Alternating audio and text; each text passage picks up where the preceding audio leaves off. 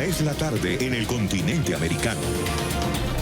Cuando anochece en Europa y amanece en Asia, así cae la tarde en el continente americano y transcurre la noche y el amanecer en el resto del mundo. La tarde. Hola, bienvenidos a la tarde de NTN 24, el canal de las Américas. Soy Idania Chirinos. Como siempre, un gusto y un compromiso acompañarles hoy viernes. Comienza el fin de semana, pero antes, las noticias. El exministro de Agricultura de Colombia, Andrés Felipe Arias, llegó a Bogotá en horas de la mañana, luego de que una corte de apelaciones en los Estados Unidos negara en última instancia un recurso presentado por su defensa para frenar su extradición. Deberá responder ante las autoridades por el escándalo conocido como agroingreso seguro, por el que fue condenado a 17 años de prisión. NTN 24, en el lugar de la noticia, con nuestro periodista Florencio Sánchez. Florencio, buena tarde. Buenas tardes. El exministro de Agricultura, Andrés Felipe Arias, llegó a Colombia a las 8:20 de esta mañana en un vuelo charter desde Estados Unidos, luego de que fuera extraditado por solicitud de la Corte Suprema de Justicia, que lo condenó a 17 años de cárcel en el escándalo de agroingreso seguro. El director de la policía hace algunos instantes aseguró que el exministro Andrés Felipe Arias se encuentra en las instalaciones de la Dijín de la policía en el occidente de Bogotá y que en las próximas horas será trasladado a su sitio definitivo de reclusión. El sitio de reclusión lo deberá definir la Corte Suprema de Justicia y también el Juzgado 12 de Ejecución de Penas, quien es el que en este momento tiene el expediente contra el exministro Andrés Felipe Arias. Esto es lo que acaba de decir el director de la Policía Nacional, general Óscar Ateortúa. Después de su recepción en el lugar, fue trasladado para que hicieran todos los trámites correspondientes, incluyendo ellos los trámites nacionales, y posteriormente, esperando la decisión a través del IMPEC, será trasladado al sitio de reclusión que determine, por supuesto, la Corte. Estamos en este momento aquí en el cantón de Caballería, en el norte de Bogotá, donde al parecer en las próximas horas será trasladado el exministro Andrés Felipe Arias luego de ser extraditado a Estados Unidos.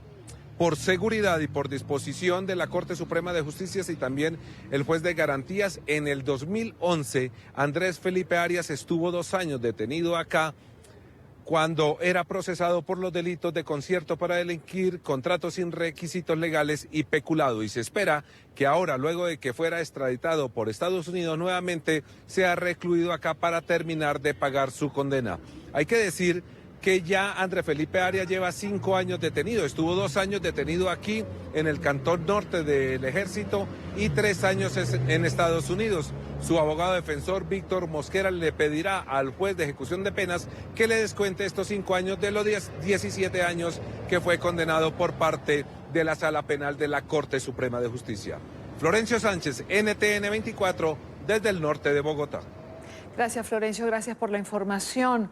Las autoridades de los Estados Unidos confirmaron la entrega en extradición de Andrés Felipe Arias en cumplimiento del tratado entre ambos países. Quien fuera ministro de Agricultura permaneció cerca de 5 años, como explicaba Florencio, en territorio estadounidense. Durante este tiempo buscó asilo político al asegurar que en Colombia avanzaba una persecución de carácter político en su contra.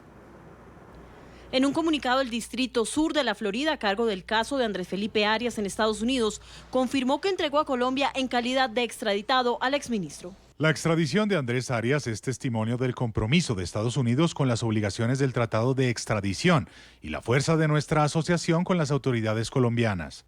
Luego de que los fiscales revisaran el proceso, el Departamento de Estado emitió la orden de entrega del exfuncionario. Hoy el Cuerpo de Alguaciles de Estados Unidos ejecutó la orden, transportó a Arias a Colombia y lo entregó en custodia a las autoridades. La extradición de Arias se completó. En junio de 2014, Andrés Felipe Arias llegó a territorio estadounidense tras salir de Colombia. Fue antes del fallo de la Corte Suprema de Justicia que lo condenó a 17 años y 5 meses de prisión en medio del escándalo de agroingreso seguro. El exministro solicitó asilo en territorio estadounidense argumentando que su caso era una clara persecución política en Colombia. pero Arias fue detenido en agosto de 2016 por solicitud de la justicia colombiana. La Corte reconoce en la misma sentencia que me condenó por mera sospecha y sin pruebas. En noviembre de ese mismo año le fue concedida la libertad bajo fianza. Que los jueces, que son humanos, pueden fallar. En mi caso no solo erraron, sino que actuaron ilegalmente para condenarme. En 2018 volvió a prisión en la Florida. Esta semana una corte de apelaciones de Atlanta rechazó el recurso contra la extradición del exministro de Agricultura. Voceros de distintos sectores políticos en Colombia se han pronunciado sobre el regreso al país del exministro Arias. Escuchemos. El Centro Democrático abrió el debate sobre la necesidad de hacer una reforma a través del Congreso que permita, en ciertos casos, una segunda oportunidad para quienes han sido condenados en procesos de única instancia, como es el caso de Andrés Felipe Arias. No hay derecho que eso se dé al mismo tiempo donde esas mismas cortes están liberando los extraditables, dándoles espacio para que se posesionen como congresistas y dejándolos en libertad para que se vuelen. Andrés Felipe Arias es un hombre inocente. Ahora se abre un nuevo debate, el proyecto de ley sobre la segunda instancia. Estaremos ahí dando nuestra opinión. En líneas generales, el regreso del exministro Andrés Felipe Arias para cumplir la decisión de la Corte Suprema de Justicia fue interpretado como la consecuencia lógica de un fallo de la justicia. Lo que, digamos, debe ocurrir cuando una persona es prófuga de la justicia debe venir al país a cumplir su responsabilidad ante los jueces y a cumplir con la sanción que le ha impuesto la justicia. Porque quien lo sancionó inhabilitándolo fue el exprocurador Alejandro Ordóñez, y la exfiscal Vivian Morales lo acusó ante la Corte Suprema de Justicia. Ellos son militantes del Centro Democrático, por lo tanto no pueden echarle en esto la culpa al presidente Santos o a una manipulación política. Pues es un asunto de los jueces, yo creo que las decisiones de las Cortes hay que aceptarlas, me parece que él pues está hoy en manos de un juez de ejecución de penas. Creo que hay otros responsables de ese caso que hoy hacen parte del gobierno y no han sido juzgados. El caso de Andrés Felipe Arias sin duda dará lugar a amplias discusiones en el Congreso de la República alrededor del otorgamiento de una segunda instancia para quienes fueron condenados en Colombia en procesos de única instancia. Cuando son las 4:11 en Bogotá, quiero saludar a Jairo Libreros, analista permanente de NTN 24. Jairo, bienvenido, buena tarde para ti. Y Dania, buenas tardes. Cerramos esta semana un poco enredados, ¿ah? Sí, cerramos esta semana y además la gente preguntará, ¿y ellos por qué se ríen? Mire, yo les voy a contar por qué nos estamos riendo. Ustedes saben que las sillas en el estudio son altas, pueden abrir el plano y ven que las sillas nuestras pues son altas. Normalmente y por comodidad uno sube los pies y los para aquí. Pero cuando abren plano, pues uno lo baja corriendo. Ya habíamos dicho, no importa, vamos a parecer lorito en jaula. Lorito en jaula. Pero no, los bajamos. Jairo, bienvenido como siempre. Comenzamos con este caso que me gustaría explicarle a la teleaudiencia internacional por qué este caso es importante. ¿Quién es Andrés Felipe Arias? ¿En qué periodo de gobierno en Colombia era ministro cuando todo esto se produce? Claro que sí, Dania. Hay que empezar por algo que creo que es determinante. Andrés Felipe Arias quizás es uno de los hombres más brillantes de su generación, un hombre muy joven, un economista formado en Estados Unidos que tiene un trabajo académico y profesional muy importante en los temas de la economía y la agricultura. Llegó a la administración del presidente Álvaro Uribe Vélez como uno de sus consejeros y en el segundo periodo de su administración se convierte en su ministro de Agricultura, un hombre combativo, líder, aguerrido. Quizás representaba lo más granado de la seguridad democrática 2.0, ese relevo generacional que muy seguramente se iba a dar por cuenta de la necesidad de entregar el poder por parte de Álvaro Uribe Vélez después de que se suspendió por cuenta de una decisión de la Corte Constitucional la posibilidad de una segunda reelección. El tema de liderazgo y el tema académico, su capacidad intelectual, yo creo que no tiene en estos momentos la más mínima duda. Andrés Felipe Arias era un líder importante, renuncia en el año 2009 para presentar su nombre al Partido Conservador, de tal manera que en una consulta popular se eligiera quién iba a ser el candidato del Partido Conservador y él tenía todo el apoyo, no solamente de los uribistas, sino de manera particular del presidente Álvaro Uribe Vélez en su condición de mandatario, porque veía en Andrés Felipe Felipe Arias, no solamente su sucesor, sino de manera particular alguien muy cercano con quien podía garantizar que todo su legado de 8 años tuviera la capacidad de permanecer en el tiempo. ¿A qué se llama agroingreso seguro, que es el caso por el que hoy se ha extraditado y va a estar preso Andrés Felipe Arias? Agroingreso seguro es un subsidio que busca garantizar que quienes tienen tierras y las dedican a la agricultura tengan elementos técnicos y económicos suficientes para mejorar su capacidad productiva. En el caso de agroingreso seguro no es un subsidio nuevo, quizás el nombre sí era relevante, pero es una práctica que diferentes ministerios de agricultura en Colombia y en la gran mayoría de países en América Latina utilizan para fortalecer la capacidad que tienen los agricultores, tener mejores tendidos que permitan un mejor riego de las diferentes actividades agrícolas que se adelantan. Generalmente es el pago de un dinero con base en la medición del terreno para que ellos puedan invertir en tecnología o en otro tipo de asuntos bajo la supervisión del Ministerio de Agricultura y de otras organizaciones, en este caso de una dependencia de la Organización de Estados Americanos, para que la generación de empleo rural, la capacidad de explotar el suelo genere no solamente dividendos para los locales que se encuentran en torno a esas actividades laborales, sino para mejorar los productos. ¿Qué pasó allí? ¿De qué se acusa a Andrés Felipe Arias? ¿Qué pasó que llegamos hasta aquí? Ahí ocurrió algo que es la ruptura y que termina siendo, en consideración de la Corte Suprema de Justicia, el tema penal que en estos momentos nos interesa. Andrés Felipe Arias, en el año 2011 aproximadamente, después de un escándalo de más de año y medio, pues es acusado por parte, o es condenado por parte de la Procuraduría General de la Nación por cuenta de la mala utilización de estos recursos, porque aparentemente los utilizó única y exclusivamente para favorecer los intereses de terceras personas en torno a los contratos que se suscribieron bajo su ministerio con otras personas que tenían la propiedad y que recibieron el beneficio de agroingreso seguro. Se firmaron contratos sin el cumplimiento de todos los requisitos legales.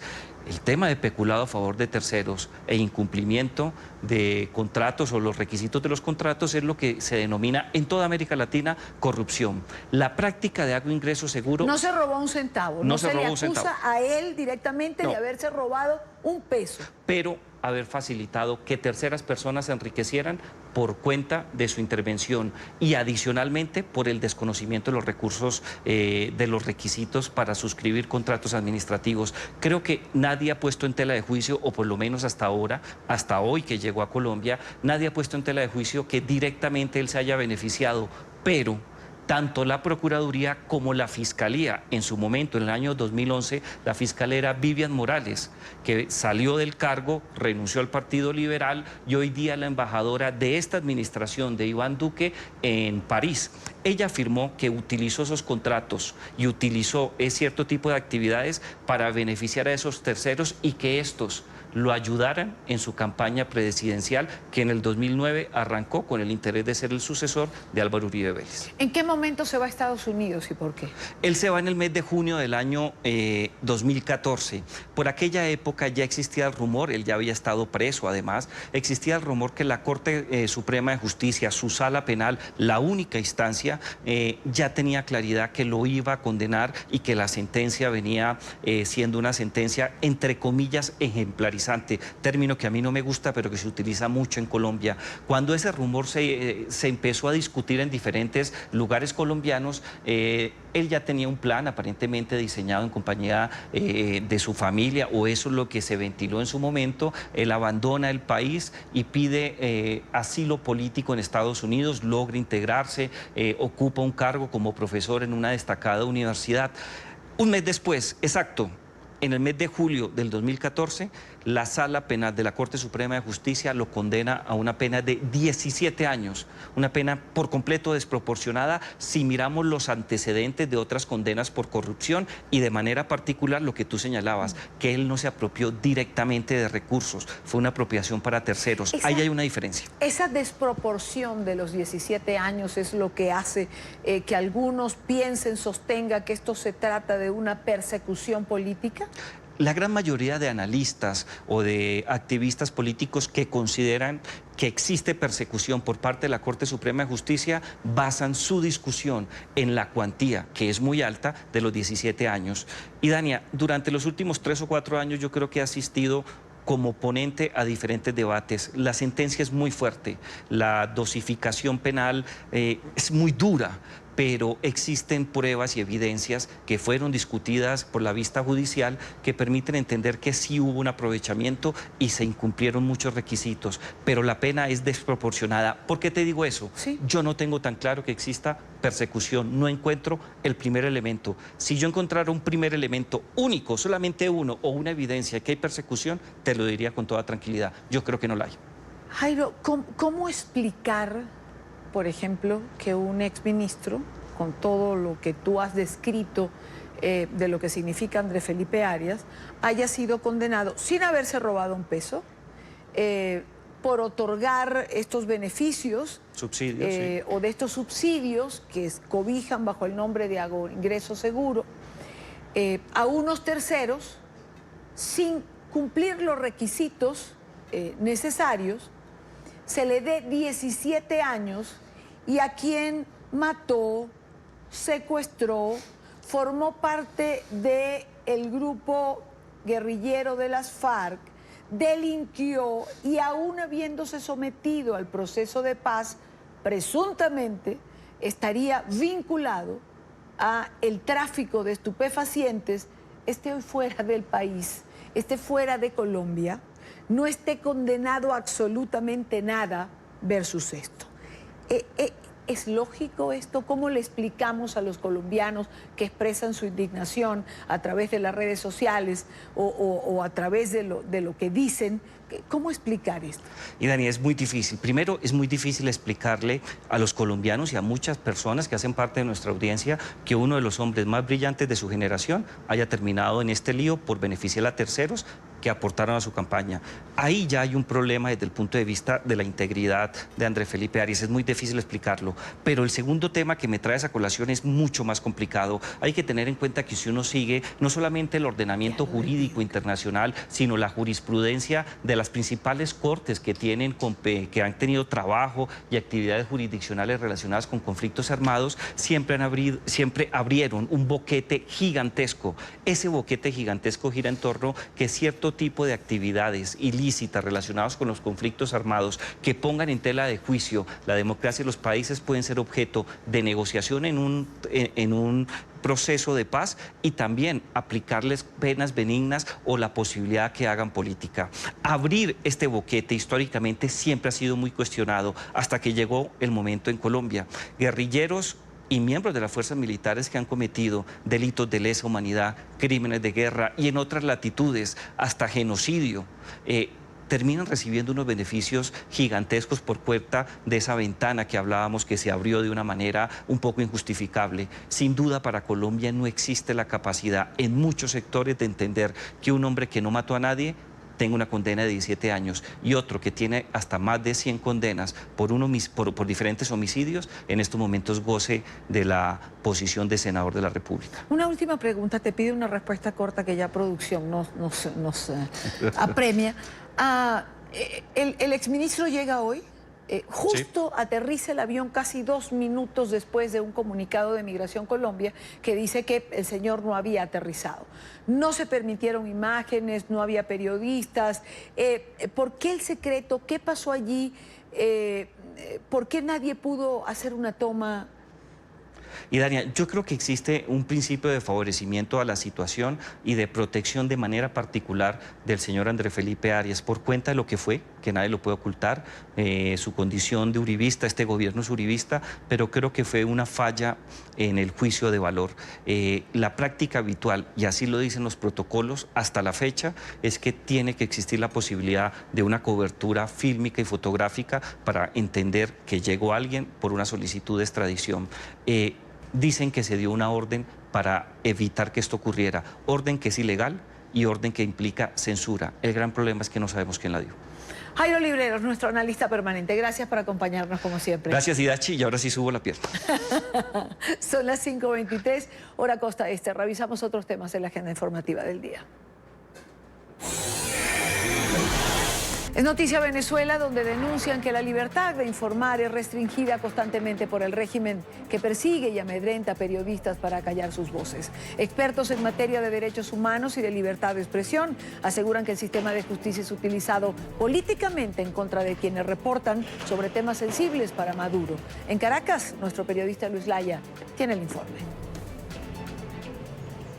Hola, buenas tardes. En Venezuela la libertad de expresión y la libertad de prensa están cuando menos en entredicho. Según Espacio Público, son más de 700 las agresiones que han sufrido trabajadores de la prensa o medios de comunicación en lo que va del año 2019. Ellos denuncian que la justicia se utiliza para amedrentar, perseguir e incluso encarcelar a los periodistas y a los trabajadores de medios de comunicación que intentan decir la verdad. Señalan esto es una nueva violación a los derechos humanos. O sea, la mera apertura de un proceso judicial en Venezuela ya es un castigo. En Venezuela, la persecución a los periodistas por parte de los organismos judiciales es utilizada como una herramienta política. No hay garantías de independencia y las acusaciones son infundadas, sin hablar de las decisiones de los jueces, que son violatorias y buscan callar las informaciones que son incómodas al régimen venezolano. Desde no puedes expresarte, no puedes tuitear, no puedes desplazarte, tienes casa, o sea, le colocan adicional. Entonces el proceso judicial es en sí mismo un castigo. La apertura del proceso judicial genera un nivel de incertidumbre y después en algunos casos condiciona la cotidianidad de la persona y la familia. En Venezuela en la actualidad hay 2 periodistas con procesos judiciales abiertos, Luis Carlos Díaz y Braulio Jatar, mientras que el videógrafo Jesús Medina Sainz está detenido en una cárcel militar, acusado de instigación al odio y agavillamiento. En el expediente ni siquiera no hay ningún elemento de convicción, la Fiscalía no tiene ninguna prueba como que fehaciente, una prueba cierta de los delitos que se le están imputando a Jesús. O sea, un ejemplo es el delito de instigación al odio. O sea, ¿qué delito puede tener un reportero gráfico cuando ese es su trabajo? Hacer su trabajo, informar. Y ese básicamente es el delito que supuestamente, según Fiscalía, dice que cometió Jesús Medina. Explican que en casi todos los casos contra periodistas son acusados por figuras del poder y luego procesados policial y judicialmente. Un funcionario hace una descalificación en un canal público y después de esa descalificación se empieza un proceso judicial. Eso es independencia. Eso es independencia del Poder Judicial. Además, son comunes las desapariciones forzadas, es decir, son detenidos por varias horas o días sin ser notificados sus familiares o abogados. Tampoco se conoce su lugar de reclusión ni los presuntos delitos cometidos. Este hecho ha ocurrido con periodistas venezolanos y extranjeros, como el caso de Jorge Ramos. Es decir, una detención que no está basada en ninguna investigación y no está basada en ninguna orden de un tribunal. Lo que podemos señalar acá es que lo que se viola, el derecho básico que se viola es el derecho a la defensa y al debido proceso. También los periodistas sometidos a la justicia son tratados en procesos penales sin cumplir plazos y se les imponen más de 2 medidas cautelares, como el caso de Luis Carlos Díaz. No puede salir del país, no puede declarar a los medios, no puede utilizar sus redes sociales y tampoco puede ejercer en muchas funciones su trabajo, acción que viola el Código Penal venezolano. Cuando vemos que hay prohibiciones de declarar a los medios de comunicación, de declarar sobre su caso, esas son decisiones de índole política, porque están cercenando otro derecho más, que es el derecho a la libre expresión. Ni siquiera tuitear es libre en Venezuela, ya que también han sido detenidos y juzgados los denominados infociudadanos. Es el caso de Pedro Jaimes, conocido como Aerometeo, quien tiene más de un año tras las rejas por publicar una ruta aérea de uno de los aviones presidenciales venezolanos, una información que es pública. Muchos de estos casos, la situación no es que también se le detiene, sino que también se le agregan torturas, ¿no? Condiciones de detención incompatibles con los estándares internacionales. Desde Espacio Público también recuerdan que este año se han llevado a cabo juicios en contra de medios de comunicación, tal cual La Patilla, El Nacional o incluso El Pitazo han sido atacados desde el sistema judicial venezolano. Todo esto por publicar noticias que incomodan a un dirigente político. Desde Caracas, Venezuela, para la tarde de NTN 24, Luis Alejandro Laya. Es noticia del presidente brasileño Jair Bolsonaro, quien propuso a su hijo Eduardo, actual diputado en Sao Paulo, para que se convierta en embajador ante el gobierno de los Estados Unidos, país con el que ha estrechado vínculos desde su llegada al poder el pasado 1 de enero. El mandatario elogió las aptitudes de su hijo y subrayó que además de hablar inglés y español, tiene una buena relación con los hijos del presidente estadounidense Donald Trump. Bolsonaro explicó que la decisión final está ahora en manos de su hijo, ya que para asumir el cargo tendría que renunciar a su mandato como diputado federal.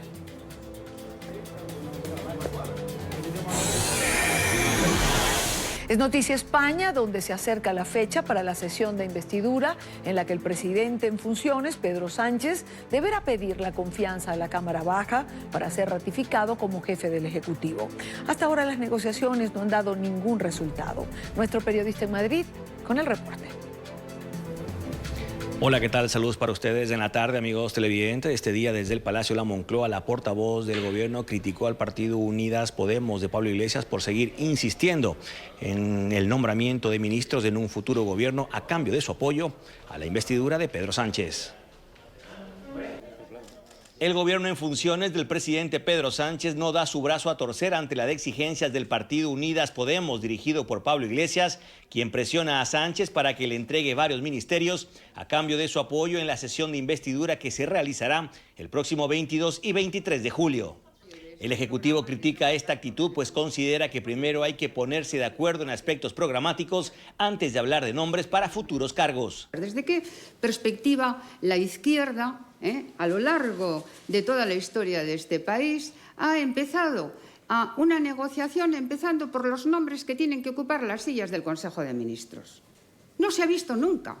El gobierno asegura que no desea unas nuevas elecciones pese a que esa posibilidad cada vez está más cerca. Por eso intentará nuevamente la próxima semana convencer a Pablo Iglesias para que ceda en sus exigencias. Sánchez se resiste a que figuras prominentes de Unidas Podemos sean parte del gobierno por temor a futuras discrepancias en temas como Cataluña o presupuestos. Pero hay otras políticas en las que, obviamente, hay diferencias, porque somos dos partidos políticos diferentes.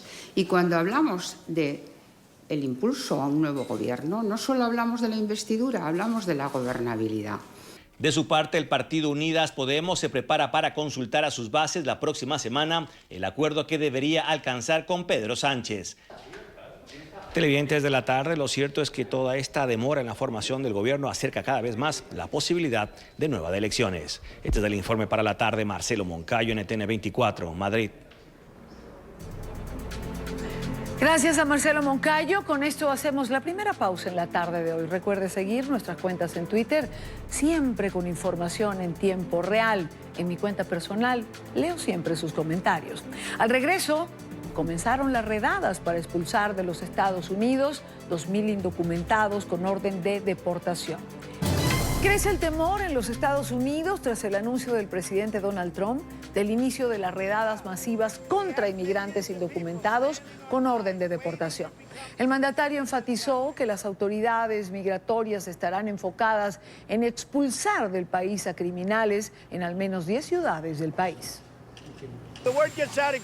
Así que el trabajo tiene que hacerse. Empieza el domingo y vamos a sacar a mucha gente, a ponerla de vuelta a sus países. Vamos a sacar a los criminales, a gente que ha venido y ha estado en prisión y son criminales, muchos de ellos. Entonces tenemos que hacerlo. Entran de forma ilegal, tienen que irse. Nosotros tenemos a millones de personas esperando en la línea para poder convertirse en ciudadanos de este país. Hacen la prueba, estudian, aprenden inglés, hacen bastante. Y han estado esperando por 7, 8, 9, incluso 10 años para poder entrar. Así que no es justo que una persona cruce una frontera y al otro día se convierta en ciudadano de los Estados Unidos. El temor a ser expulsado repentinamente de los Estados Unidos ha elevado al máximo la ansiedad entre los indocumentados. En cualquier instante, los agentes de la Agencia de Control de Aduanas e Inmigración, lo que se conoce como el ICE, podrían llegar a tocar la puerta de sus casas. Una madre de familia ha compartido con NTN 24 su frustración por la posibilidad de ser separada de sus 2 hijas, una de ellas con dificultades de aprendizaje. El reporte lo tiene a esta hora en Nueva York Alejandro Rincón. Alejandro. Hola, feliz tarde de viernes para todos. Para los inmigrantes indocumentados a través de los Estados Unidos, la nueva saga de redadas masivas en su contra, ordenadas por la administración Trump, representa en esencia el resurgimiento de un ciclo de temor e incertidumbre que parece no tener fin. No tomen mi palabra como hecho. Fíjense en los testimonios que vamos a compartir con ustedes a continuación. Primero, el de una madre de familia de 2 niñas, una de ellas con necesidades educativas especiales. Ella no quiso dar su nombre a NTN 24 por razones de seguridad, sin embargo sí quiso compartir con nosotros lo que significa para ella y sus hijas a nivel físico y psicológico la incertidumbre por las redadas, y adicionalmente un comentario muy breve de lo que para una menor de edad representa la posibilidad inminente de que ICE toque a su puerta. Tengo una niña que toma antidepresivos también, y a mí me han recetado también antidepresivos porque estamos con la incertidumbre de que no podemos, que nos desvalorizan como seres humanos acá. Que si ella no voy a poder ser una mujer independiente que tenga mi carrera. A la familia que ustedes acaban de ver la encontramos en el interior del Templo Católico donde nos encontramos ahora, que junto con organizaciones defensoras de los inmigrantes sirven o toman estas instalaciones como espacios seguros a donde pueden acudir ahora mismo los inmigrantes en caso de que se sientan vulnerables ante la presencia de los agentes de la Agencia de Control de Aduanas e Inmigración de los Estados Unidos, ICE. Allí también hemos encontrado el testimonio de un joven indocumentado centroamericano, quien también a través de su reacción a lo que sucede ahora mismo en los Estados Unidos les explica el por qué se habla de un aumento en el temor y la incertidumbre, pero en este caso en particular se trata de un doble miedo el que está operando en la vida de una persona. Uno no puede vivir en un lado ya que uno ya tenga miedo, que ya miedo a las pandillas, que lo obliguen a trabajar con ellos, y uno que no quiere esas cosas, pues. Uno quiere salir adelante, quiere uno no andar en malos pasos, porque sabe usted, si uno se mete a trabajar en las pandillas, y el rato menos resulta muerto. Es por el alto impacto a nivel humano que la mano dura de la administración Trump en política migratoria inspira para el transcurso de este viernes movilizaciones de protesta, vigilias específicamente. Una de ellas se llama Luces por la Libertad. Es una actividad en la que participarán 70 ciudades, no solo a través del continente americano, sino de todo el mundo, con un objetivo específico: denunciar esta mano dura de la administración Trump en política migratoria y adicionalmente hacer críticas a la situación de los campamentos o lugares de albergue que tiene ahora mismo el gobierno de los Estados Unidos en la frontera sur con México, en donde niños menores de edad están esperando procesar sus casos de asilo. Son estas dos causas en el campo migratorio las que inspiran esa jornada de protesta que va a tener lugar mientras miles de indocumentados por todos los Estados Unidos pues tratan de hacer lo posible para permanecer unidos y no ser expulsados de los Estados Unidos. Es todo lo que tenemos para ustedes por ahora. Continúen con más en la tarde. Gracias, Alejandro Rincón. Y en Florida denuncian que ya comenzaron las redadas. En Miami se dice que los operativos están en marcha, aunque informaciones de prensa señalaban, oímos al propio presidente Trump decir que comenzarían este domingo. Noticia en desarrollo con nuestra periodista Paola Serna. Paola, buena tarde para ti.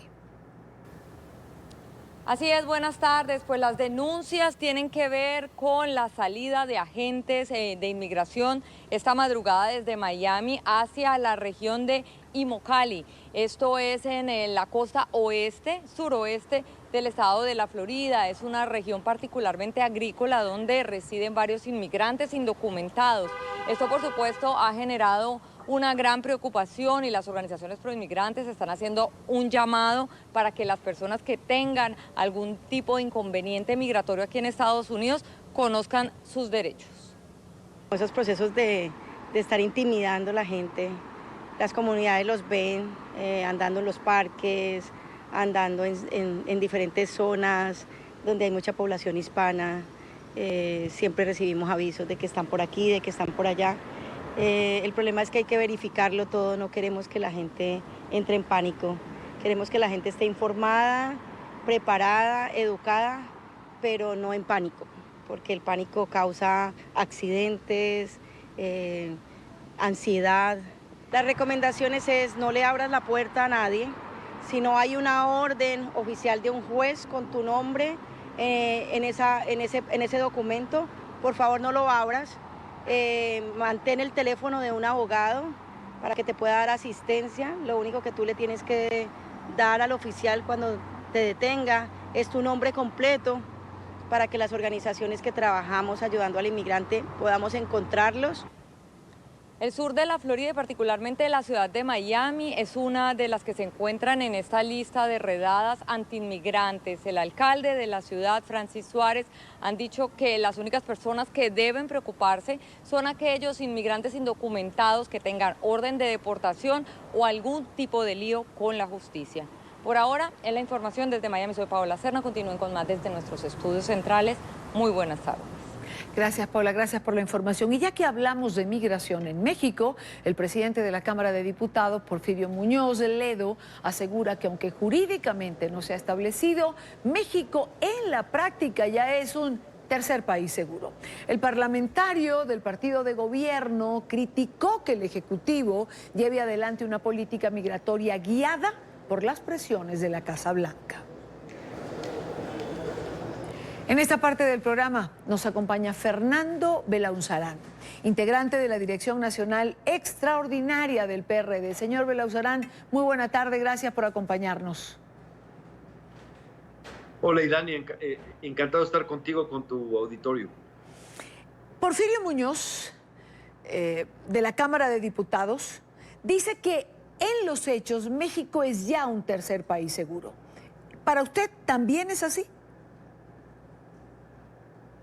Sí, o digamos que le falta solamente un gramo, pero los acuerdos que se llegaron en Washington comprometieron pues toda nuestra política migratoria. Se desplegó la Guardia Nacional, que es prácticamente el ejército con un nuevo uniforme, son las fuerzas militares en las dos fronteras y a lo largo del territorio para perseguir migrantes. Y además estamos recibiendo a quienes solicitan asilo en Estados Unidos y en lo que duran sus juicios se quedan en México. Es decir, la diferencia ya es menor.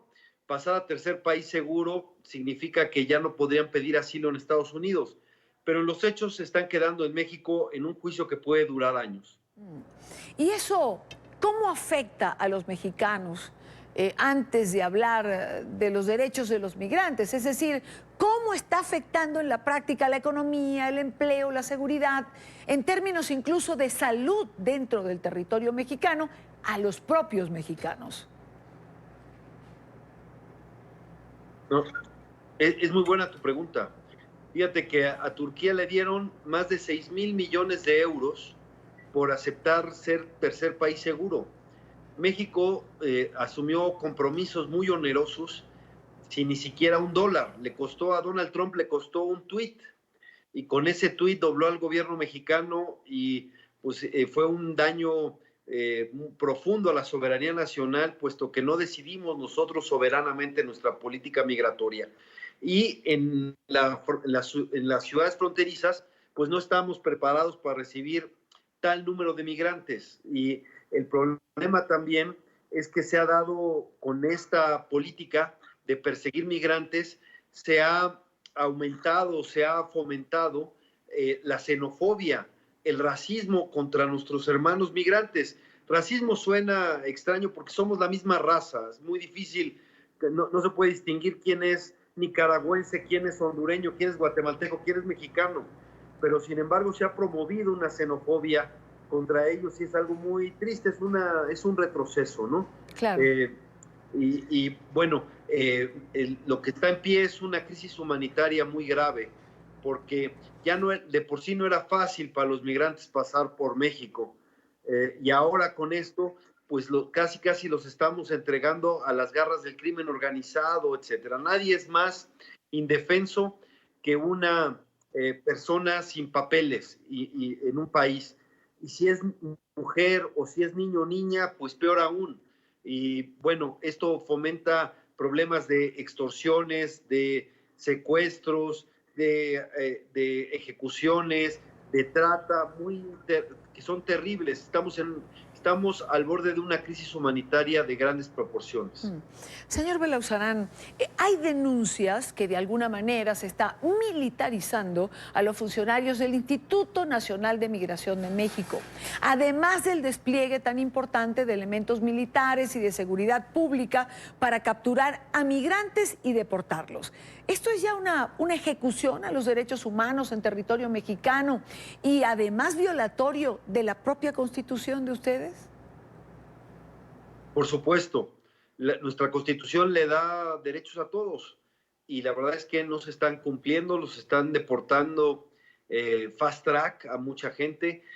Todo lo que nosotros llegamos a criticar que hacían con los mexicanos en Estados Unidos, lo estamos haciendo en México ahora con los centroamericanos. En contra del ofrecimiento del presidente López Obrador de darles seguridad y trabajo a los migrantes, pues muy pronto cambiaron esa política por la política de militarización. Y sí es grave. Están en condiciones infrahumanas en muchos lugares donde los tienen retenidos y pues es una vergüenza porque somos un país de migrantes. Lo que quieren hacer los migrantes que están de paso en México es lo que millones de mexicanos hemos hecho y han pasado al otro lado de la frontera a buscar mejores condiciones de vida. Claro. Y es pues triste que por hacer lo mismo nosotros los estemos persiguiendo para hacerle trabajo sucio a Donald Trump. Pero entonces, antes de los 45 o 90 días acordados por ambas delegaciones cuando se sentaron a negociar para evaluar si México se convertiría en un tercer país seguro, si es que no se reducía la ola migratoria, ¿ya lo están haciendo?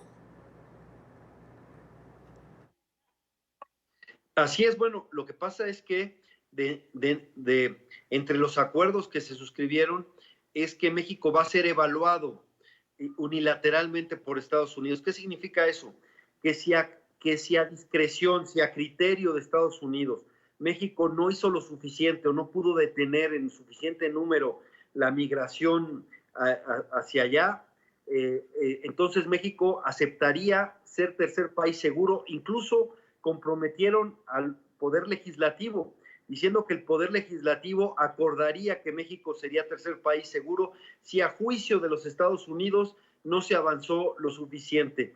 Entonces, por eso es que actuaron de esa manera, han militarizado las dos fronteras y se adquirieron compromisos pues muy graves y sobre todo lo que van a hacer es que le van a hacer más difícil el paso a miles de migrantes, porque si algo hemos aprendido o si algo la historia nos ha enseñado es que la fuerza no impide la migración, lo que hace es que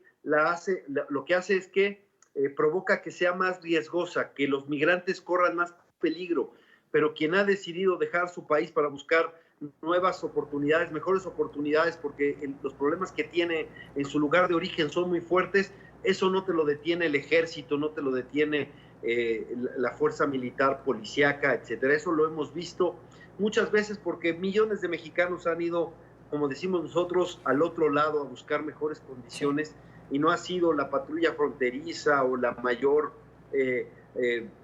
las medidas más estrictas de seguridad lo que han detenido a nuestros paisanos para ir a otro país. Esto lo mismo pasa con los migrantes centroamericanos y es lastimoso porque nosotros reconocemos que la migración es un derecho humano, pero en los hechos estamos persiguiéndolos para complacer a Donald Trump, que es un presidente profundamente antimexicano y antimigrante, por supuesto. Hay información, sí, es difícil de digerir, ¿no? Ahora, señor Belauzarán, hay información de diferentes medios de comunicación que indican, lo ha dicho el propio presidente Trump, que el próximo domingo van a comenzar operativos de deportación masiva desde los Estados Unidos. En este caso, México está listo para defender y recibir a sus ciudadanos y, por otro lado, para recibir a migrantes de otro país que van a ser devueltos. Bueno, el problema es que se comprometieron a eso con Donald Trump, pero la verdad es que no estamos preparados y además va en contra de toda nuestra tradición diplomática abandonar a su suerte a nuestros migrantes. Nosotros debiéramos tener una posición firme frente al gobierno de Estados Unidos y defender a nuestros migrantes con nuestros consulados, con la acción diplomática, con la denuncia en organismos internacionales y me parece que el gobierno de Andrés Manuel López Obrador está condenando a su suerte a millones de migrantes que pues están ahora tronándose los dedos por la amenaza de Donald Trump, que además quiere hacer campaña reeleccionista, precisamente tomando como sus principales enemigos a los migrantes. Y eso es lastimoso, y peor aún, que nuestro presidente quiera ser la mascota o acepte ser la mascota de la reelección de Donald Trump. ¡Qué duro! Quiero agradecer a Fernando Belauzarán, integrante de la Dirección Nacional Extraordinaria del PRD, por estos minutos con nosotros en NTN 24. No, encantado y quedo a sus órdenes. Fuerte abrazo a todos. Muchísimas gracias. Gracias. 6:02 en Caracas, Venezuela. El gobierno de Noruega, país mediador en los acercamientos entre los representantes del régimen de Nicolás Maduro y el presidente interino Juan Guaidó, ha informado que tras las conversaciones en Barbados fue instalada una mesa de trabajo continua y expedita. Ambas partes van a realizar consultas para avanzar en las conversaciones que buscan una salida a la crisis que vive Venezuela. Este es un reporte de Celia Mendoza, periodista de nuestra cadena aliada La Voz de América, que nos ha acompañado toda la semana desde el lugar de la noticia. Celia. El presidente encargado de Venezuela, Juan Guaidó, emitió declaraciones hoy en Venezuela asegurando que habían personas que estaban dispuestas a tratar de acabar con la negociación de Noruega, la cual se adelanta bajo una mesa continua y expedita de acuerdo al gobierno noruego, el cual llevó a cabo su tercera reunión con las partes involucradas aquí en la isla de Barbados desde el día lunes hasta el día miércoles. Asimismo, lo hizo el embajador de Venezuela ante Naciones Unidas, Samuel Moncada, quien durante una conferencia de prensa acusó a los gobiernos de los Estados Unidos y el gobierno de Colombia de tratar de entorpecer estos avances que se han llevado a cabo en Barbados y que en este momento se encuentra en un periodo de consultas de acuerdo al comunicado de prensa emitido este jueves por los representantes diplomáticos de Noruega. Por ahora se establece un periodo de mesa de comunicación y diálogo, la cual estaría diseñada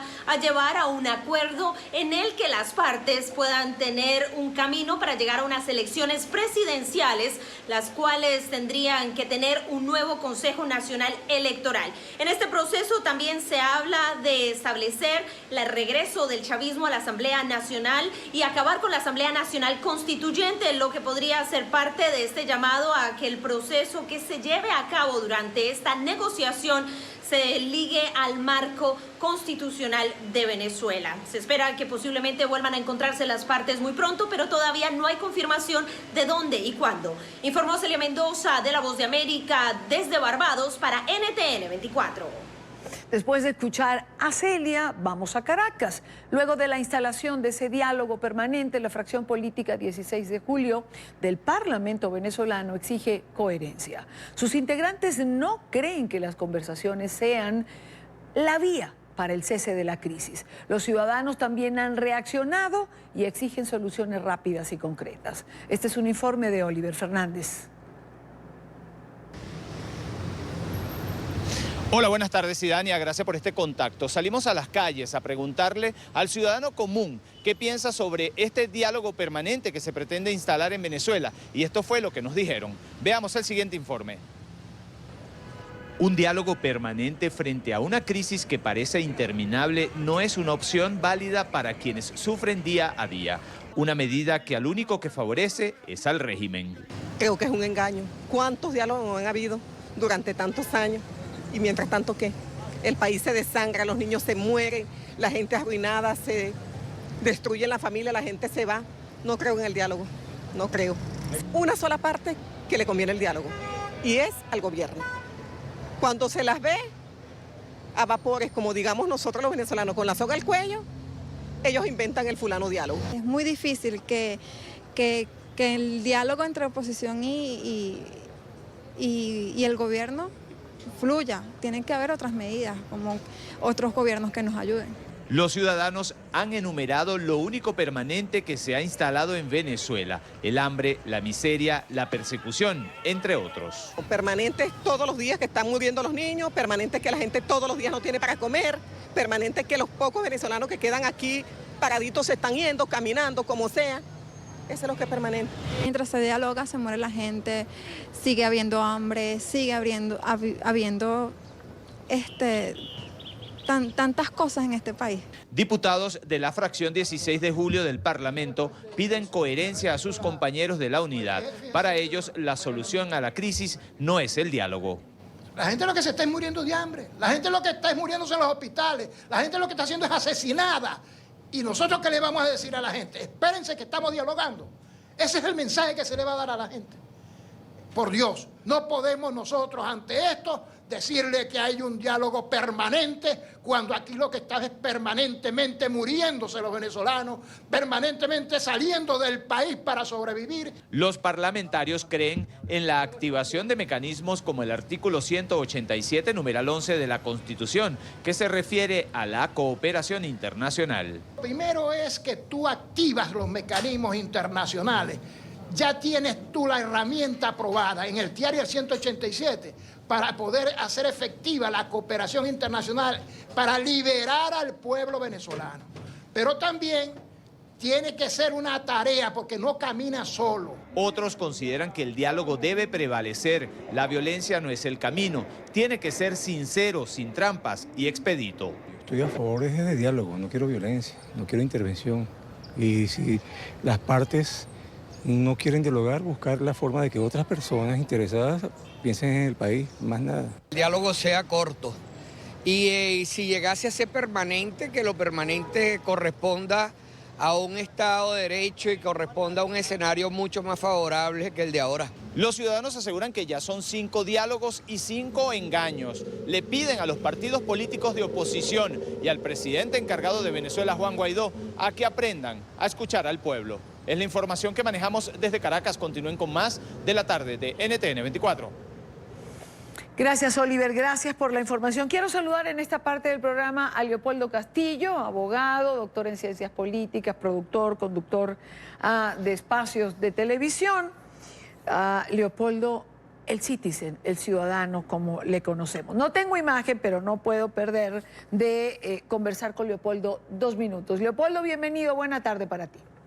Buenas tardes, perdona que no tengas imagen, pero es que me estoy desplazando en este momento. Lo sé, Leopoldo, lo sé, pero no te preocupes. Cuéntame una cosa, ¿puede tener éxito esta mesa permanente que se ha establecido ahora entre representantes del régimen y oposición? Yo creo que sí, fíjate, uno tiene que jugar en diferentes tableros. Un tablero es evidentemente el diálogo, que tarde o temprano tiene que llegar en 2 partes que se han enfrentado, porque lo que se trata en Venezuela es de prácticamente una guerra civil, y entonces tiene que haber un sitio para dialogar, para negociar, y sabemos que la fórmula de Noruega es una fórmula que existe. Ese es un diálogo, el de Oslo. Ese no quiere decir que es el único diálogo que pueda existir.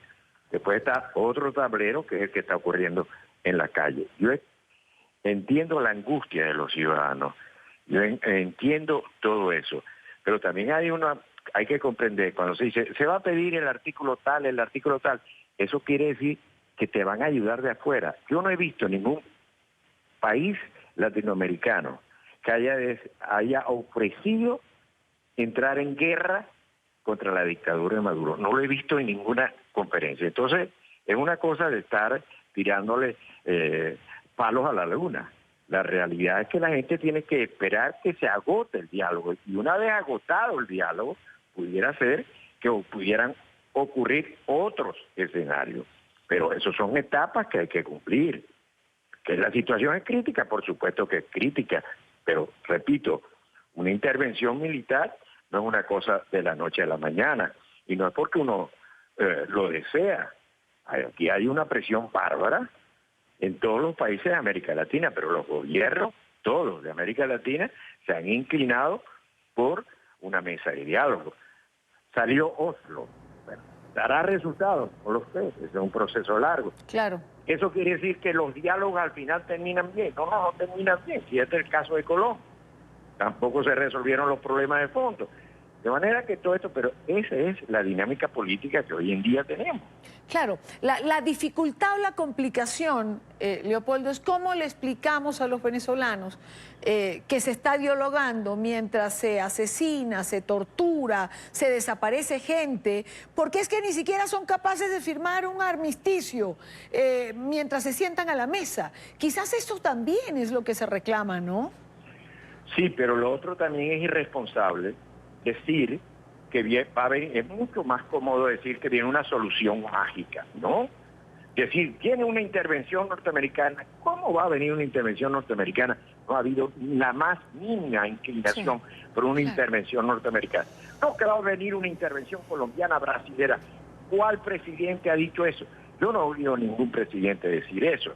Entonces, es irresponsable para quien se dice dirigente político o punto de referencia, hablar bajo ese punto de vista, porque sabemos que no es realista. Que se llegó a la vía de los hechos después de haber intentado otro. Bueno, fíjate el efecto que produjo el informe de la Bachelet en la Asamblea de las Naciones Unidas. Eso se va a discutir. El tema venezolano va a surgir. En la próxima reunión que hay de América Latina va a surgir el tema. Y se verá y se pondrá cada día más en manifiesto la terquedad de la dictadura, etcétera, etcétera. Pero lamentablemente esa es la dinámica internacional. Yo entiendo la angustia, yo la comprendo, soy solidario, pero la mayoría de mi familia vive en Venezuela. Pero decir lo otro es ser irresponsable y buscar simplemente el latiguillo de los aplausos, cosa que está haciendo uno que otro político errado en Venezuela. Una última pregunta, Leopoldo. Cuando dos bandos se sientan en una mesa a negociar, cada uno se sienta con sus piezas, por decirlo de alguna manera. Piezas que pueden ser negociadas, intercambiadas. El régimen tiene el poder. ¿Qué tiene la oposición? Mira, yo primero te digo, el régimen, los que se sientan ahí no son todo el régimen. Es decir, ahí no está representado Cabello, que es una parte importante. Ahí no está representado una parte del partido político del presidente Chávez. O sea que no es así. Ahí se está sentando la gente de Maduro, única y exclusivamente. Yo no sé si esos representan a la Fuerza Armada, porque Padrino, que continúa siendo ministro, a pesar de haber estado involucrado en un alzamiento como el último, tú no te explicas. De manera que lo que llamamos el régimen, la dictadura, está fracturado. Eso es una procesión que va por dentro, que hay que observarla. Del otro lado también tenemos los partidos que están mayoritarios en la Asamblea Nacional. Esos están representados en ese diálogo. ¿Representan la totalidad de la sociedad venezolana opositora? No es verdad. Claro. Entonces, pero al menos hay una mesa, hay un sitio donde se puede hablar. Bueno, ese es el drama, realmente. Ese es el aquí y el ahora de Venezuela. Y sobre eso es que se está intentando llegar a una solución. Que se está intentando hace años, es cierto, pero bueno, se está intentando. Leopoldo, te agradezco mucho, como siempre, que estés con nosotros. Gracias, Dani, perdóname que no lo pudimos hacer visualmente. Pido excusas a los televidentes. No te preocupes, lo hacemos la próxima semana. Gracias por estar aquí como siempre. Son las 6:15 de la tarde, hora costa este de los Estados Unidos. Polémica alrededor del proyecto de ley de migración que ha presentado la vicepresidenta del Congreso de Panamá, Zulay Rodríguez. La funcionaria ha sido cuestionada por el fondo y la forma de presentación de la iniciativa que pasaría al Pleno del Legislativo. Al explicar el texto, la parlamentaria asegura que se busca evitar que los migrantes venezolanos, según sus palabras, le roben puestos de trabajo a los ciudadanos panameños. Ha sido cuestionada en redes sociales por la vehemencia con la que asegura que quienes hayan incurrido en ofensas se van. Quiero saludar a Zulay Rodríguez, diputada, como lo dije, vicepresidenta de la Asamblea Nacional. Diputada, buena tarde, gracias por acompañarnos. Buenas tardes. Ha presentado usted este anteproyecto de ley para la regulación migratoria, bajo el argumento que les han quitado y les están robando el país. Le pregunto, ¿está Panamá en manos de los extranjeros? Sí, prácticamente sí. En el 2016, de acuerdo al periódico La Estrella de Panamá, que hizo una investigación, hay 1 millón de extranjeros en Panamá. Nosotros somos solamente 3.5 millones de panameños y panameñas y residentes que tienen sus papeles en regla. El problema aquí es que debido, me imagino, a la vulnerabilidad económica que están sufriendo en sus países, han venido muchos extranjeros que no tienen los recursos económicos ni la solvencia económica. Y no se ha respetado lo que son las leyes laborables y Constitución Nacional del país. El salario mínimo de nuestro país son $620, pero los extranjeros que están con esta vulnerabilidad económica cobran salarios de 300, 350, 400 balboas, y esto es lo que tiene enojado a los panameños y panameñas. Es más, esta vulnerabilidad económica en los cuales han puesto también a los extranjeros de afuera, los pone a ellos en una situación muy grave, en los cuales se están cometiendo trata de blanca y explotación laboral a estos extranjeros.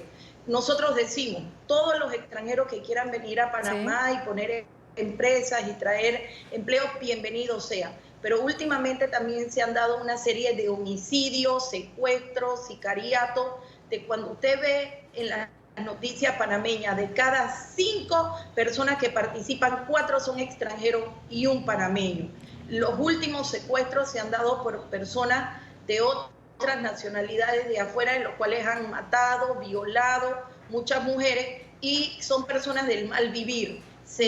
Hay muchas quejas también que han entrado muchos integrantes de las maras de Salvador, de Honduras y Nicaragua, y que bueno, como no tienen cómo vivir, ellos han venido aquí a Panamá a secuestrar, matar, robar. Yo entiendo que están en una difícil situación económica, pero en Panamá somos un país pequeño, demográficamente no le llegamos ni siquiera a Colombia.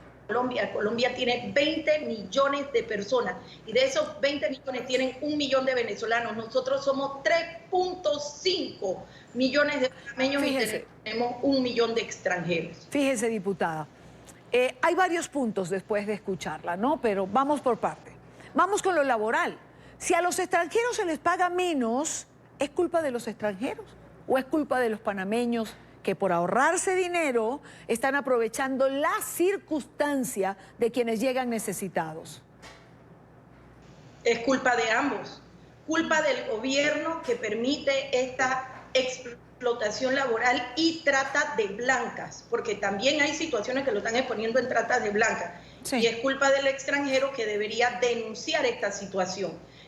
Si él va a cobrar 300 o 400 dólares, que está prohibido por la ley, él no debería aceptar e ir y poner las denuncias pertinentes. Entonces, esto es lo que incomoda en este momento a los panameños y panameñas. Nosotros queremos orden migratorio y estudios de perfiles de quienes entran a nuestro país. Yo estoy segura de que si nosotros los panameños vamos a Colombia nos van a recibir bien. Es un país lindo, un país turístico, vienen muchas personas, pero yo creo que los colombianos primero son los colombianos, tratan bien a sus nacionales y después, en última instancia, si les sobra algún trabajo, entonces emplearán algún panameño.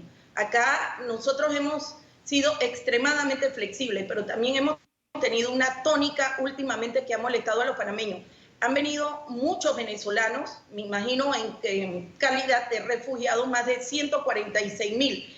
Y cuando vienen aquí a Panamá, allá con Maduro no se enfrentan, no insultan a Maduro, no pelean sus derechos, pero vienen aquí a Panamá a insultarnos, a calumniarnos, a difamarnos. Comienzan a decir que los panameños somos perezosos, que las mujeres somos gordas, que nos vemos feas. Bueno, pues ese es su criterio, pero cuando usted está en un país, usted respeta las reglas de la casa. Diputada, ¿cómo que los venezolanos no se enfrentan a Maduro y no exigen sus derechos? ¿O es que usted no ha visto, no ha llegado a ver las marchas, la represión, precisamente por exigir los derechos? Pero creo que hay imágenes suficientes como para que usted pueda tener idea de cómo se defienden los derechos en Venezuela. Pero no nos salgamos del tema. Yo entiendo que en Panamá hay unos 100.000 venezolanos. Eso, por lo menos hasta ahora, es lo que hemos manejado. El problema de lo que ha pasado aquí en Panamá, que los gobernantes panameños, sobre todo el señor Juan Carlos Varela, que ojalá los investigue por ser tan corruptos, permitieron que las autoridades de migración llegara Raimundo y todo el mundo. Cuando le digo Raimundo y todo el mundo son exguerrilleros, maras, personas del mal vivir. Y no tenían los controles migratorios ni lo hacían los censos. ¿Por qué? Porque ellos le cobraban a los venezolanos, a los nicaragüenses, a los colombianos, a los suramericanos, incluso personas de otros países que tenían visa restringida.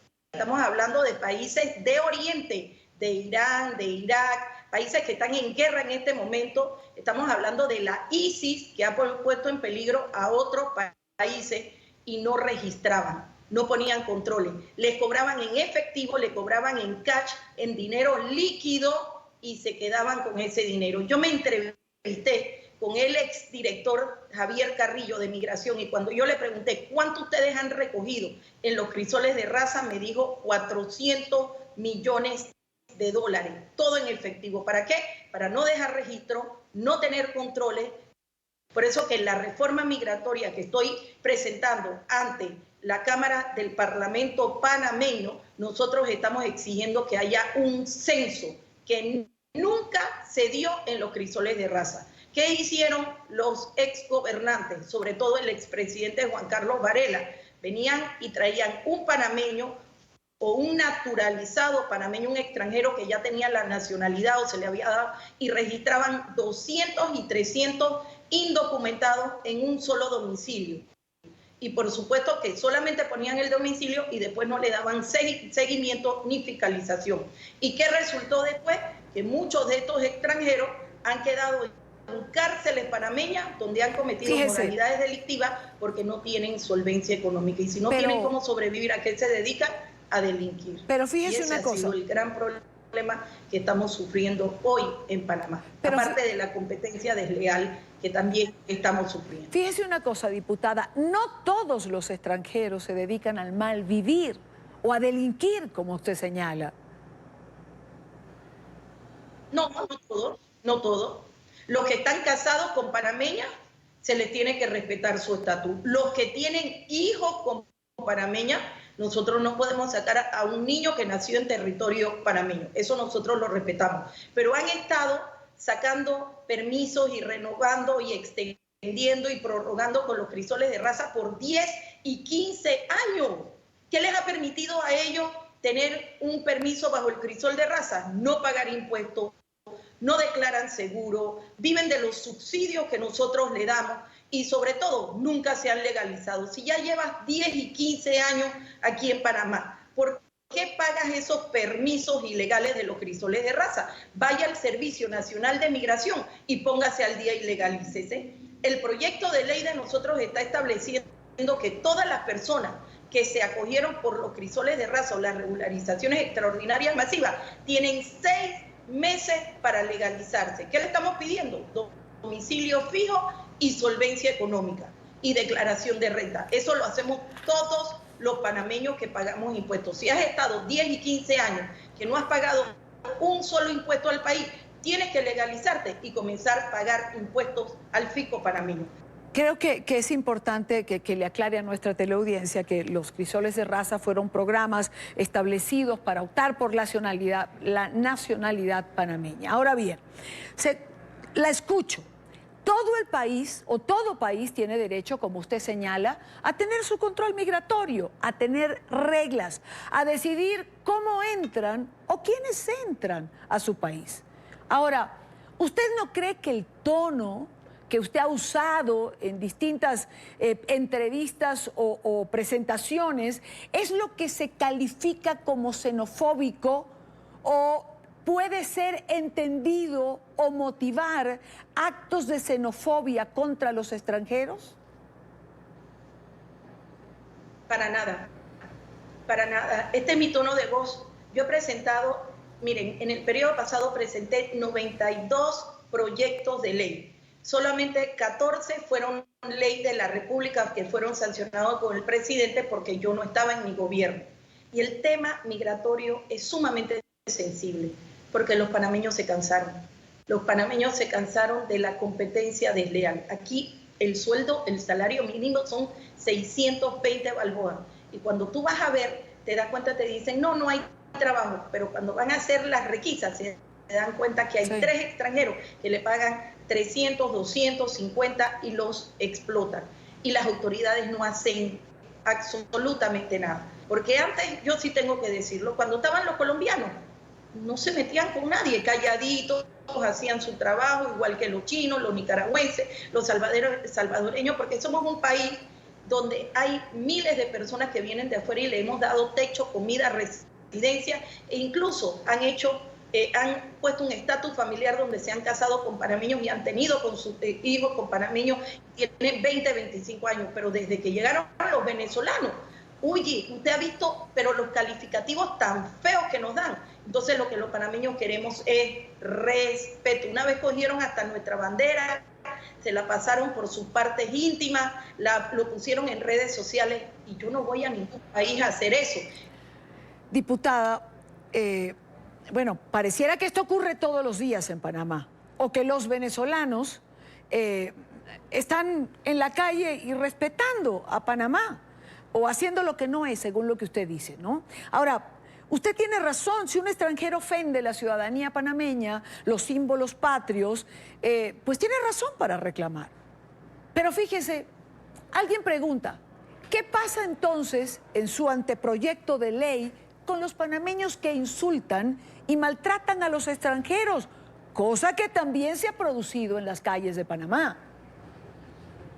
Muy poco se ha producido. Ya yo le digo que aquí la gente de Panamá, mire, es muy vernacular. Aquí la gente es de chiste, aquí la gente no le gusta salir a protestar, la gente protesta por las redes sociales, la gente protesta a través haciéndote caricatura y meme. Pero el extranjero que se sienta ofendido por un panameño puede acudir ante las autoridades legales. Aquí hay un ministerio público, aquí hay jueces de paz. Los jueces de paz pueden sancionar al panameño que hace una mala acción o que comete una acción delictiva contra un extranjero. Yo no quito que nosotros somos santitos, porque el panameño es divertido, el panameño le gusta la fiesta, le gusta el relajo, le gusta vacilar, le gusta la paz y es muy tolerante. Pero ya llegó un momento en que ya nos cansamos. El problema suyo pareciera ser con los venezolanos. Yo quiero preguntarle, ¿usted no cree que en este momento que vive Venezuela, los países, los gobiernos pueden ser un poco misericordiosos, por llamarlo de esa manera, con la cuota de venezolanos que pueden recibir, acoger, cuando el éxodo que estamos viendo se produce porque se mueren de hambre, porque no tienen medicinas, porque no tienen servicios públicos, porque simplemente están saliendo para sobrevivir? Es que nosotros hemos sido misericordiosos. Estamos hablando que desde el 2016, 17, 18 y 19, casi 5 años, ya hay 1 millón de extranjeros.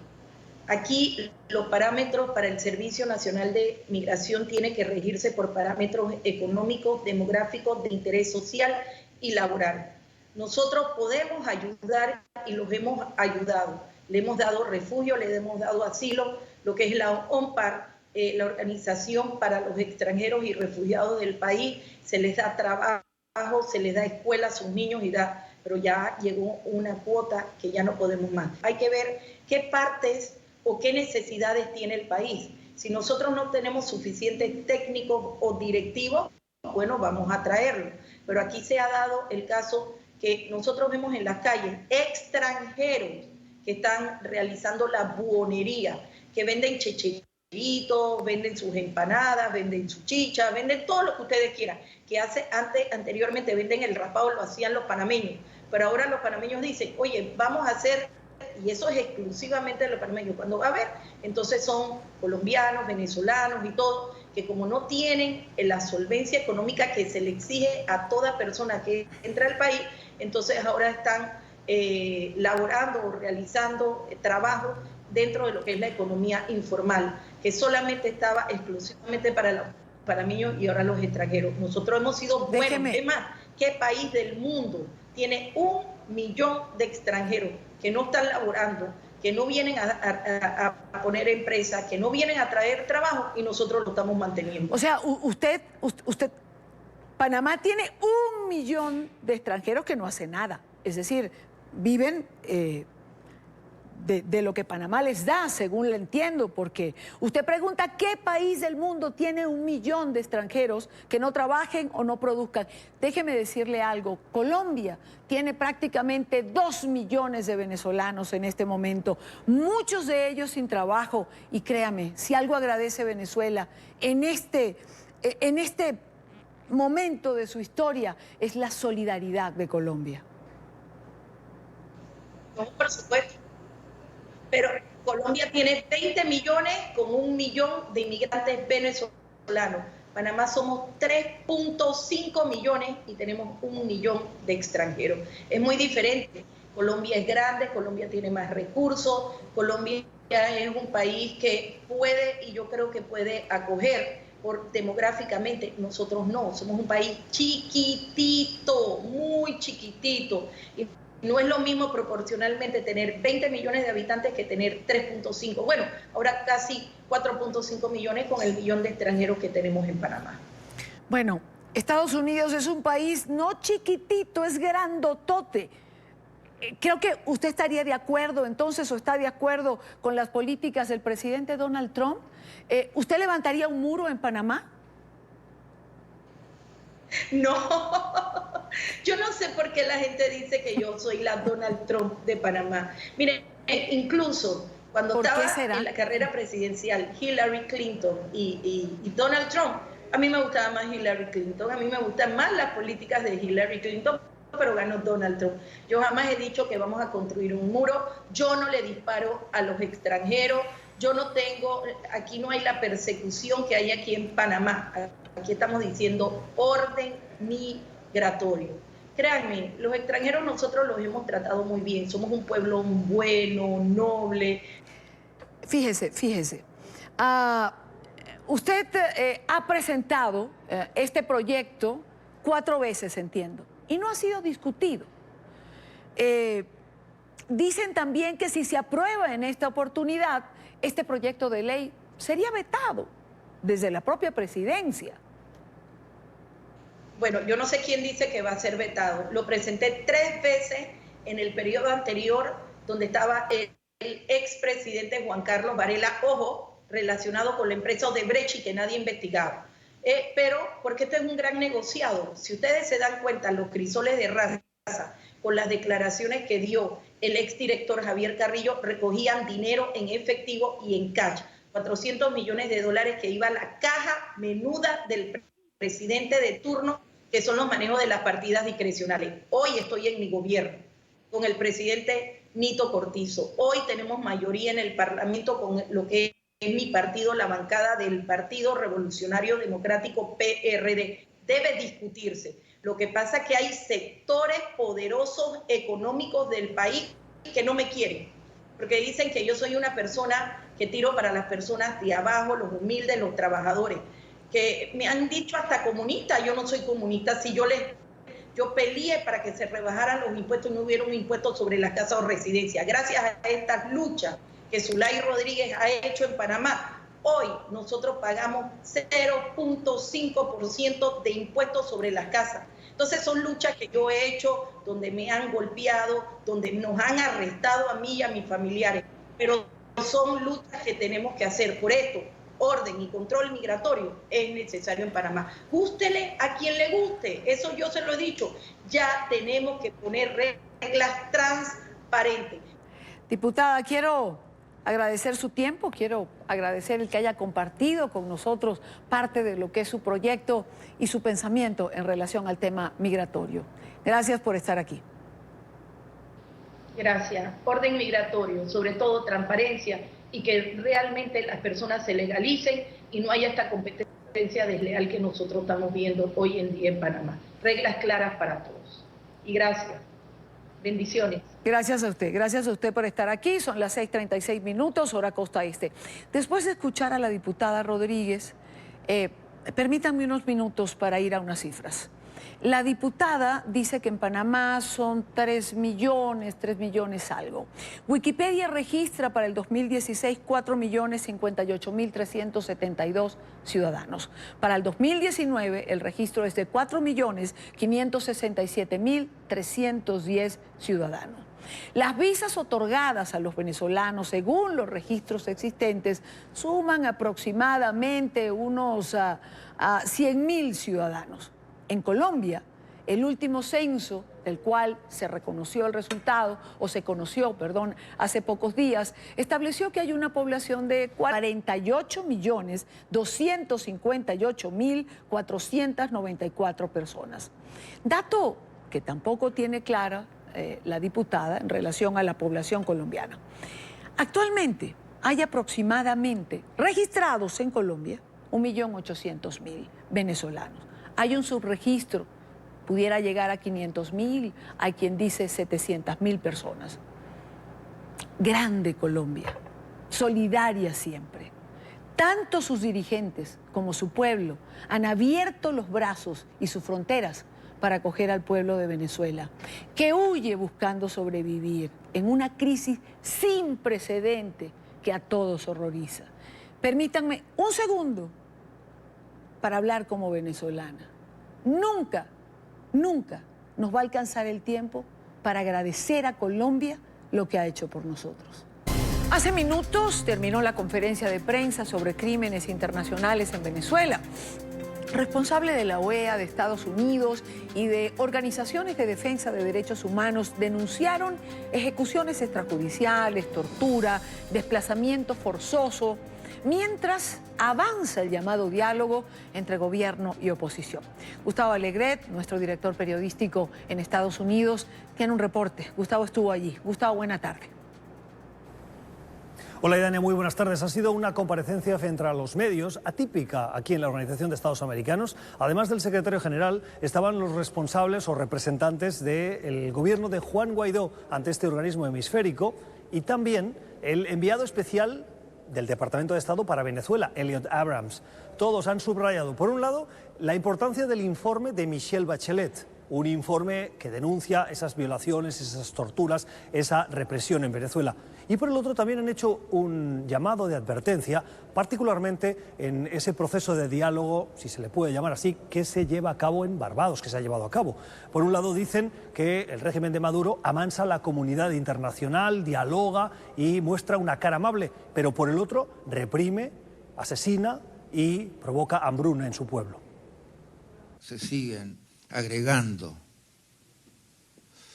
casos de tortura, casos de asesinatos, casos de ejecuciones extrajudiciales. Lamentablemente, siempre, lamentablemente, en el caso venezolano, tenemos miles de migrantes más día a día, tenemos millones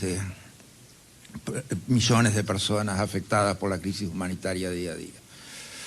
Y eso es un compromiso diario de ustedes, la prensa, y de nosotros, las organizaciones internacionales, y de cada uno de los estados que tienen responsabilidad con la democracia y los derechos humanos. Nadie va a olvidar la situación en Venezuela. Miren los últimos 2 meses, por ejemplo, la reunión en Chile sobre la transición democrática. El presidente interino Juan Guaidó y su equipo no están negociando en Barbados porque confían en el régimen. Están negociando para terminar el régimen. Lógicamente, esta situación denunciada viene acompañada también del llamado de sanciones, más sanciones. Las ha pedido el secretario general, las ha pedido y las ha defendido Elliot Abrams y también Carlos Trujillo, el embajador de Estados Unidos ante este organismo hemisférico. Dicen que es el camino es el camino que tiene dos patas. Por un lado, continuar con el proceso político de deslegitimación del régimen y por el otro, esa presión en forma de sanciones que tiene un objetivo de desmoronar al régimen. El camino recorrido en estos 6 meses definitivamente es promisorio. Está en aquellos que son responsables hoy de llevar adelante la presión internacional, mantenerla, y en aquellos que son responsables de redemocratizar el sistema político venezolano internamente, de asumir la responsabilidad de no dejar al pueblo malherido en su confianza como pasó en los procesos anteriores. Eso es clave, eso es clave. Está en el presidente Guaidó mantener su responsabilidad ante la gente, mantener su compromiso con la democracia y salir fuerte de este proceso negociador. Interesante estas últimas palabras de Almagro en ese llamado a la responsabilidad de la oposición antichavista y particularmente diciendo el nombre del considerado presidente encargado de Venezuela, Juan Guaidó. Esta próxima semana aquí en la Organización de Estados Americanos se va a llevar al Consejo Permanente el informe de Michelle Bachelet, un informe que va a ser debatido por los países y que en palabras de Almagro tiene que servir para abrirle los ojos a algunos representantes diplomáticos, y ha mencionado el caso de México o Uruguay, que son los países que han cambiado sus posiciones coincidiendo con los cambios de gobierno en los países respectivos. Bueno, es todo desde Washington, desde la sede de la OEA, donde ha terminado hace pocos minutos esa comparecencia de la que les estamos dando detalle. Gustavo Alegret para NTN 24, buenas tardes. Gracias, Gustavo, gracias por la información. A esta hora quiero saludar a Carlos Trujillo, el embajador de Estados Unidos ante la Organización de los Estados Americanos. Embajador, muy buena tarde, gracias por acompañarnos. Muchas gracias. Quisiera comenzar preguntándole, embajador, ¿sienten ustedes que hay quizás una caída en el interés hacia Venezuela o hacia lo que está ocurriendo con derechos humanos o la situación en general? Sí, yo creo que lo más importante para los derechos humanos es que la gente reconozca lo que está pasando y que le dé seguimiento. Hemos visto el reporte de Michelle Bachelet, estamos bien orgullosos también de nuestra Comisión de Derechos Humanos de la OEA, el Sistema Interamericano, que va a ir a Venezuela en los próximos días, próximas semanas, y esto le tenemos que dar seguimiento, y las personas que están violando los derechos humanos, sabemos quiénes son, tienen que ser responsables delante de la justicia y la justicia internacional. Pero en paralelo, embajador, se incrementa la represión. No, se ha incrementado. Hemos visto en los últimos casi 18 meses, más de 7.000 personas han sido matadas. Es algo que la comunidad internacional tiene que reaccionar. Como lo dijo el señor Elliot Abrams, también ellos están en diálogo y a la misma vez torturando. Cuando estaba Michelle Bachelet en Venezuela, a la misma vez estaban capturando al capitán Acosta y después lo mataron y lo torturaron mientras tanto. Eso es algo que el régimen usurpador de Nicolás Maduro tiene que parar, las violaciones de derechos humanos. Ahora, embajador, desde la propia Organización de los Estados Americanos, desde la OEA, ¿qué pasos van a dar? ¿Qué viene ahora? Yo creo que el próximo paso hemos visto el reporte de Michelle Bachelet. Ahora necesitamos la reacción de la comunidad internacional. Es inaceptable que países no tomen una decisión sobre lo que está pasando en Venezuela. Más de 50 países, incluyendo a Grecia, la última semana han reconocido a Juan Guaidó. La mayoría de los países que son democráticos y que respetan los derechos humanos se tienen que unir al movimiento. ¿Qué países para usted o qué países no han dado ese paso al que se refiere? Muchos países aquí en la OEA. Hay varios países en la OEA hoy en día que todavía no han tomado una posición sobre Venezuela. Es algo que los documentos y los hechos existen, los tienen que reconocer y tienen que tomar la decisión. ¿Vendrán nuevas sanciones? Bueno, los Estados Unidos siempre está repasando el tema de Venezuela. Hace 2 semanas, esta semana, yo creo hasta el principio de esta semana, aplicamos más sanciones y vamos a seguir abordando el tema. ¿Tiene información de alguna de ellas, algo concreto? No quiero avanzar lo que va a decir el presidente o el secretario de Estado, pero como hemos visto en los últimos 6 meses, y la intensidad de las sanciones van a seguir. Le insisto en algo. ¿Se refiere usted a México? ¿A Uruguay? Bueno, no apoyan a Venezuela. Los países que apoyan a Venezuela son los países que reconocen a Juan Guaidó, que reconocen la falta de democracia, que reconocen la violación de derechos humanos. Esos sí son los amigos de Venezuela, esos sí son las personas que están apoyando al pueblo venezolano. ¿Y Cuba, embajador? Los Estados Unidos, como lo hemos hecho en los últimos 6 meses, va a seguir con la presión hacia Cuba. Cuba tiene que dejar de la ocupación militar que existe hoy en día en Venezuela. Tienen que retirar sus soldados, sus centros de inteligencia que existen en Venezuela y tienen que regresar a Cuba. Sobre el diálogo que acabo de finalizar en Barbados, ¿qué opinión le merece a usted este nuevo intento de negociación? Vamos a ver si tiene éxito. Nosotros siempre tenemos nuestra preocupación, más un sistema de diálogo en que personas hoy en día están siendo oprimidas, están siendo torturadas en Venezuela, pero siempre esperamos a una salida democrática, una salida pacífica en Venezuela. Esperemos que el sistema de Barbados tenga ese éxito. Embajador Trujillo, de manera personal, ¿cree usted en ese diálogo? No es mi opinión de creer o no creer. Esperemos que tenga buenos resultados y que pueda regresar Venezuela a la democracia. Ojalá, ojalá y así sea. Muchísimas gracias, embajador, por estar con nosotros en NTN 24. Muchas gracias por tenerme. Muy bueno. Llegamos al final de la tarde de hoy. Gracias por habernos acompañado. Recuerden que en nuestro canal de YouTube tienen ustedes la señal en vivo del canal, todas nuestras entrevistas y el material que se produce desde nuestro Centro Internacional de Noticias.